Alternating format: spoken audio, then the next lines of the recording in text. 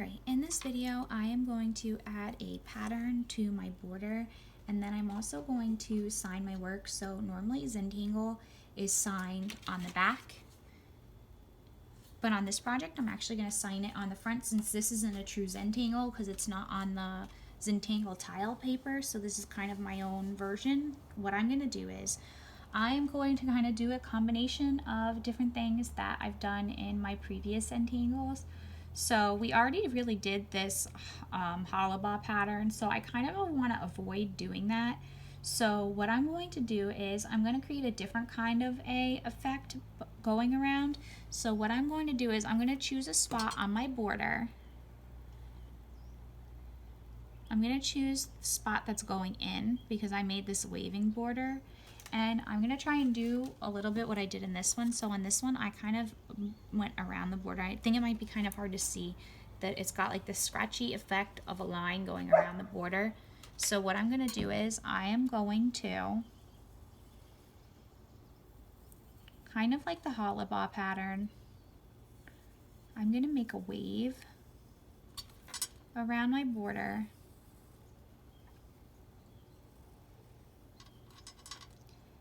And I'm going to try and get this first one to stay on the whole page. I know that I drew that kind of close to the edge, but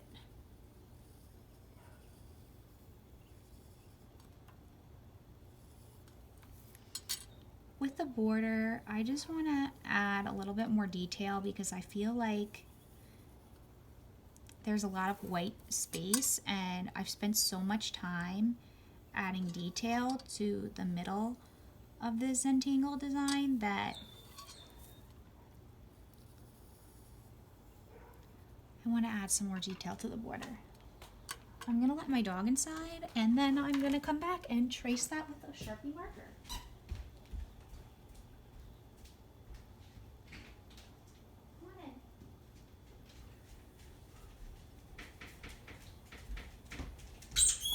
Oops.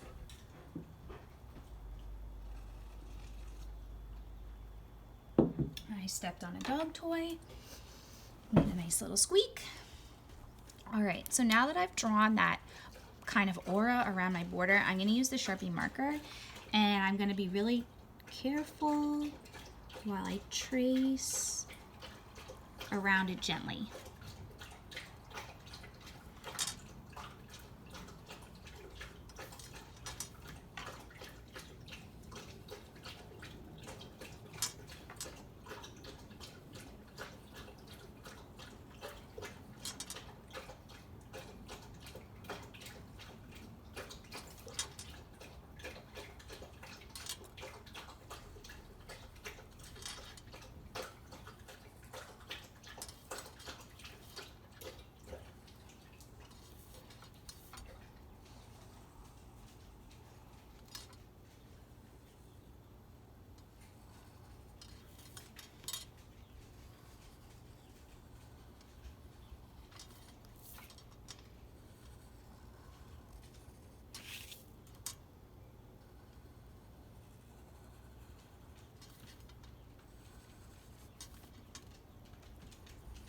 Alright, and it's closed off.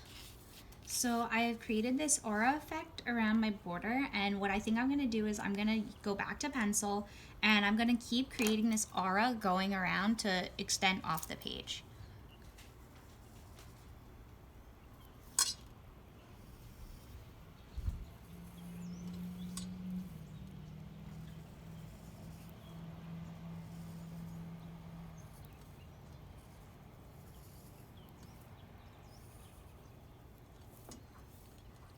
And I do like to turn my tile while I'm working.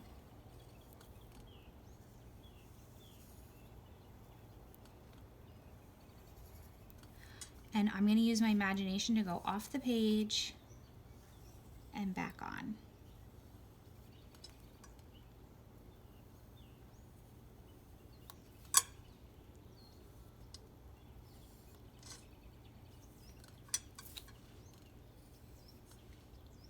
And the reason why I want to do this is because I spend so much time on the inside. I want to put the same amount of effort on the outside of the page. So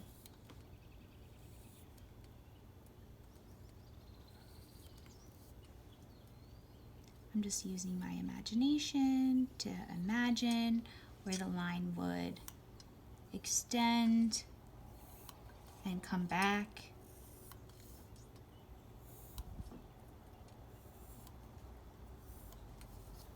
And now that all of my auras are breaking the frame,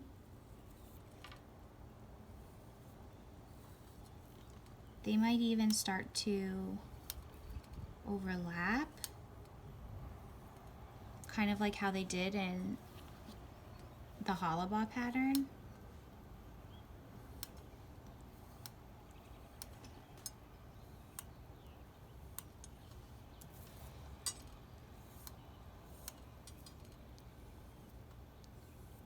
All right. I think that this is filled in enough for me to go back in and trace.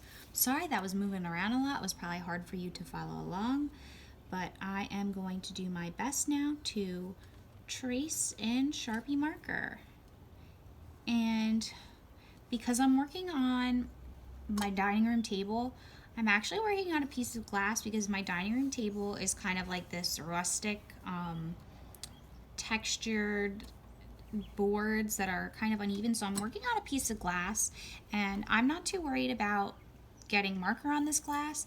So if you are working and you're extending off the edge of the paper, you should probably be working on a newsprint or some junk mail or something that is not important, because if you start to get Sharpie marker on your table, it's hard to remove, and I don't want you to have to spend a lot of time cleaning up. So you would be better off to just find some junk mail or an old magazine. And because I'm trying to extend the marker off the page, I know I didn't do a very good job tracing that. It's just, we're gonna go with it because I can't erase Sharpie marker, but I can erase my pencil. All right.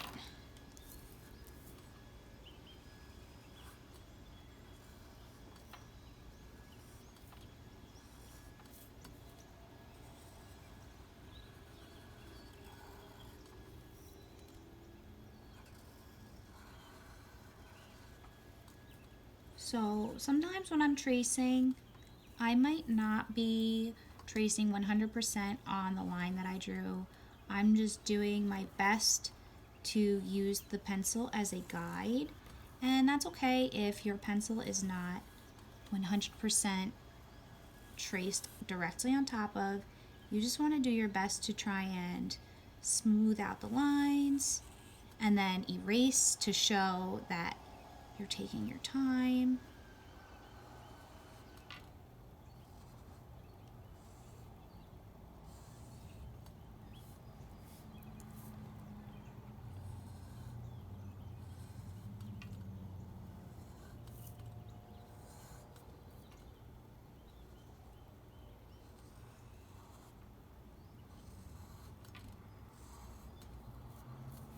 Almost done.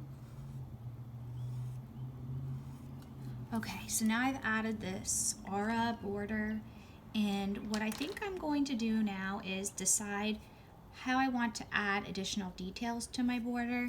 So I could shade my border, and I think that's what I'm going to start with. I think I'm going to start with shading my border, and then I might add some additional patterns to it.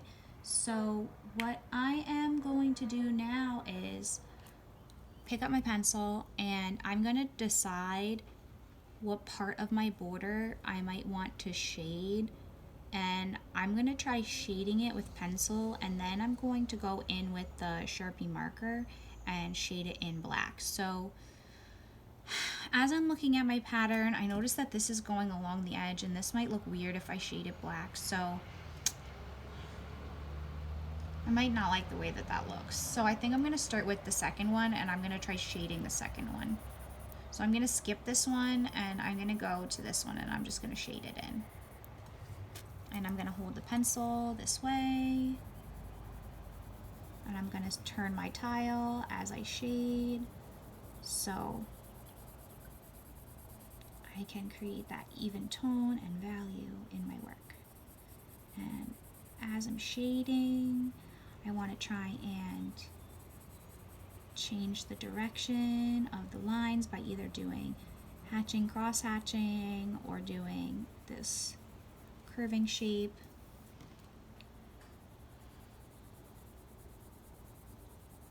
So I am just going to work around my border, the aura I created.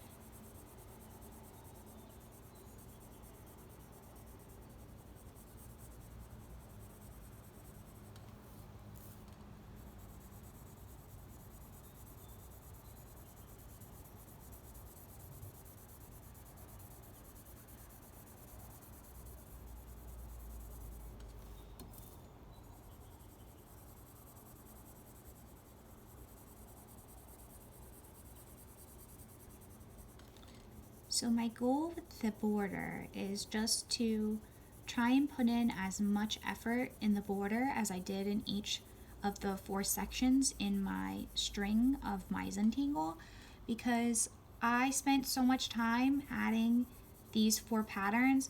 I didn't like the idea of leaving the border just white because that is really not showing my effort or my gratitude that I am so lucky that I am able to draw, and that I do have materials to make art, and that I do have time to focus on being creative. So if I was to leave this border empty, I feel like I would be cheating myself on, making something that I'm really proud of, and that I would be cutting corners by not adding details in the border. So I'm going to just try and shade this one section going all the way around, and then I'm going to reassess and I'm going to decide what will I do next. You might be doing something different. Maybe you are doing stippling. Maybe you are shading with Sharpie marker and not pencil, or maybe you are adding color. Whatever you are doing for the border of your Zentangle, make it intentional. Make it have a purpose. While you are working on your Zentangle and you're shading or adding details or adding more marks and more patterns in the border, also think about where you might be signing your name and where you might be writing the date. So as I am working around, I'm also trying to think of a good spot for me to sign my name. Like I said before, on a Zentangle tile, you might sign your name on the back. On these Zentangle, because we are, working in a larger scale, and we are on a regular sized paper, and we are using, a bigger marker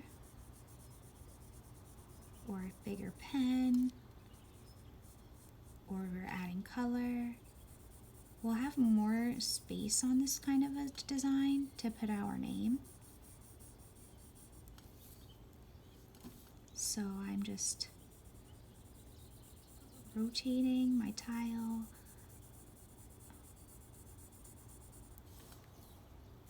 as I work, because my hand is getting a little bit tired because I'm using my fingers and I'm not using my arm. I need to focus on using my arm sometimes. You go into old habits, and it's hard to practice shading in a new way. Sometimes I forget my arm will get less tired than my fingers. So I should be shading with my arm and not in my fingers. I'm actually going to flex my hand a little bit, warm it up, and then I'm going to go back to shading.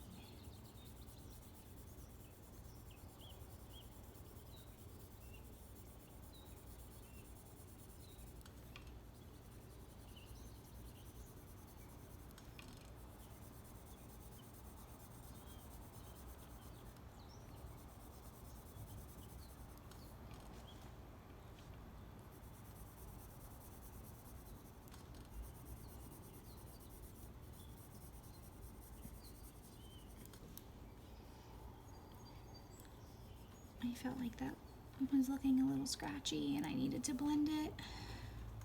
I feel like some of these other ones look a little bit scratchy too and need to be blended, but I will save that for at the end.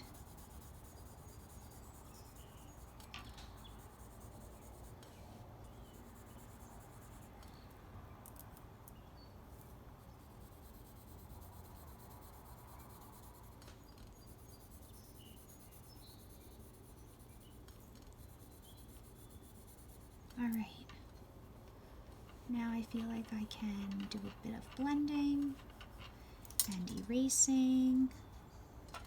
And while I was working, I was kind of thinking maybe I should sign my name in one of these curves that I've shaded, because I kind of want my name to be a little bit hidden. I don't want my name to take away from my work. So I'm actually going to choose now where I want to sign my name, and I'm going to turn my paper a little bit as I decide. I don't know. Do I think I'm done? I think the border could still use more details. Maybe I will.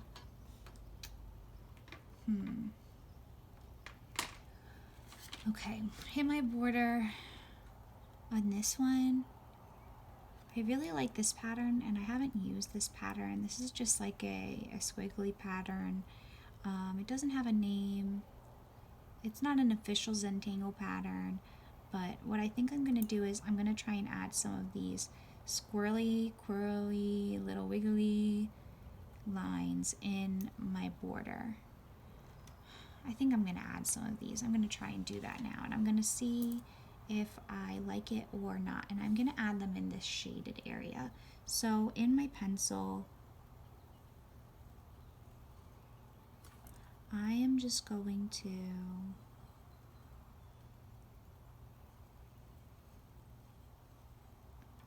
add some of these little lines, and then when I was holding my Zentangle like this, I was kind of liking the way it looked. So what I think I'm going to do is I think I'm going to use this one to sign my name and the date, and then I'm going to fill it in with all of these little designs in pencil. So I'm going to blend with my finger. I'm going to neaten up the edges with the eraser. I'm going to draw some of these curly cues, these swirling, waving lines.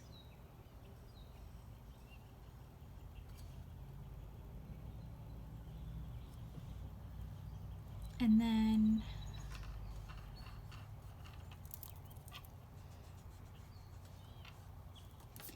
clean up with the eraser.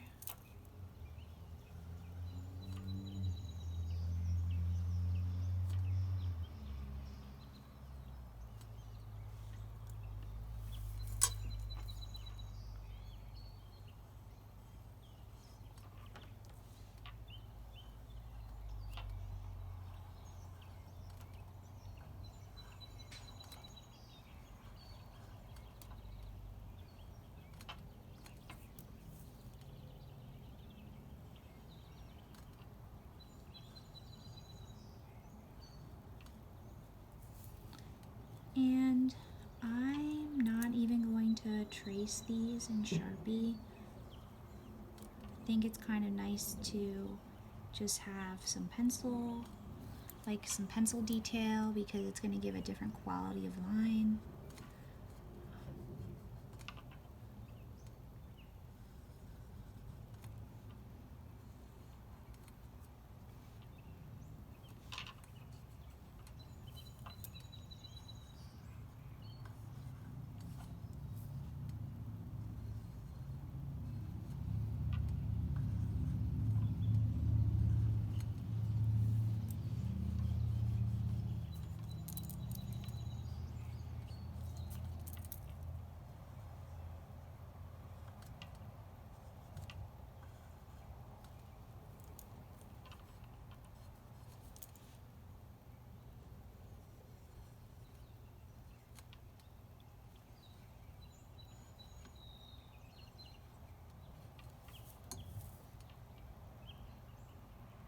Now I'm going to sign my name in this one. So I'm going to give it one last blend,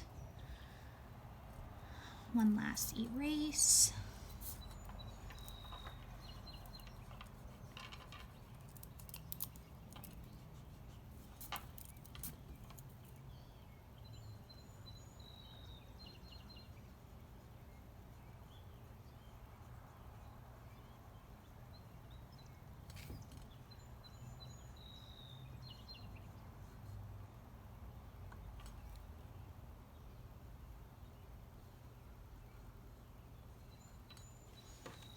Alright, and now I am done with my Zentangle.